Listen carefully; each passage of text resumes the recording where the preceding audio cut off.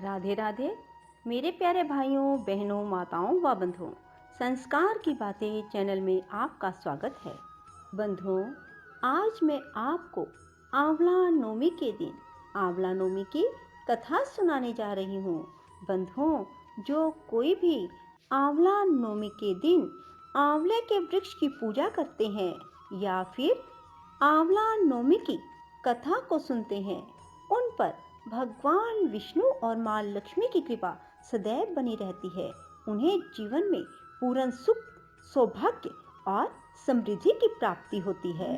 आंवला नवमी के दिन आंवले के वृक्ष की पूजा अर्चना करें और फिर आंवला वृक्ष की 8, 7 या फिर 108 परिक्रमा करें।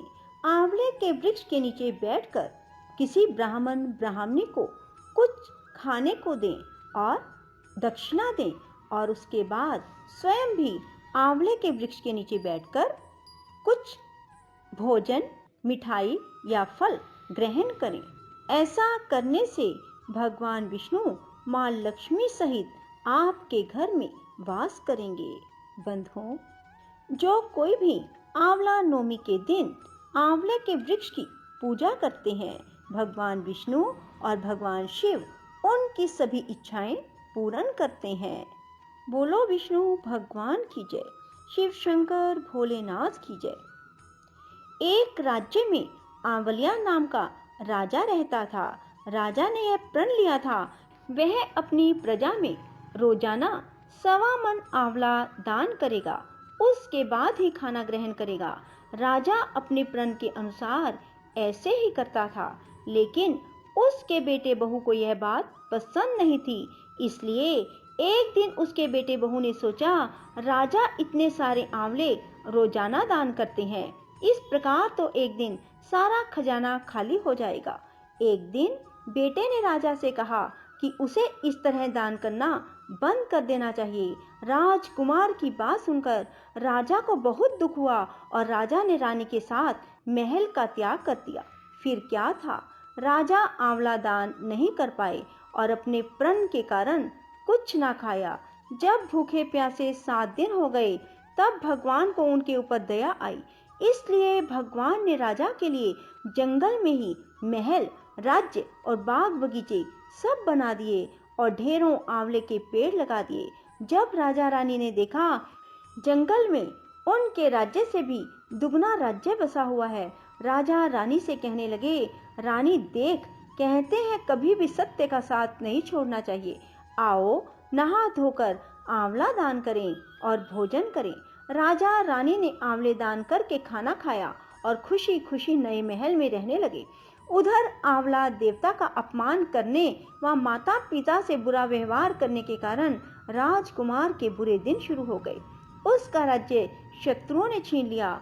वह दाने दाने को मोहताज हो गया और काम ढूंढते हुए अपने पिताजी के राज्य में जा पहुंचा।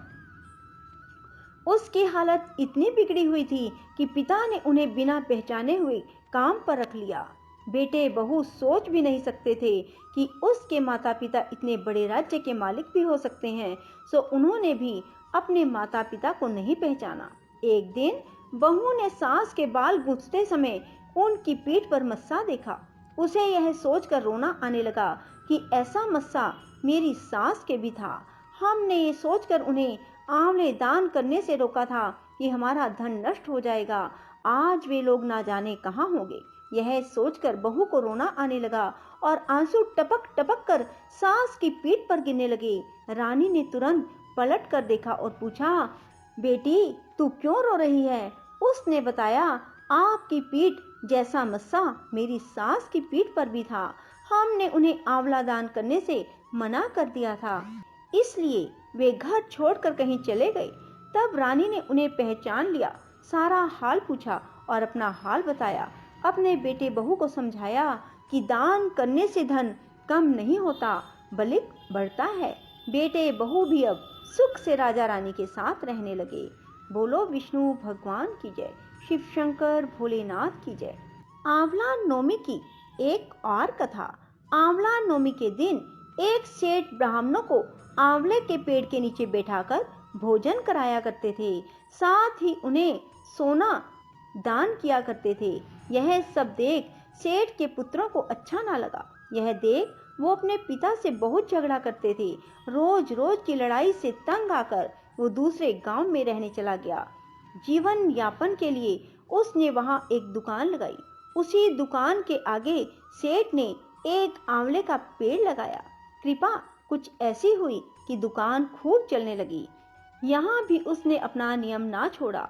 वह आंवला नवमी का व्रत पूजा करता था और ब्राह्मणों को भोजन कराकर दान देता था।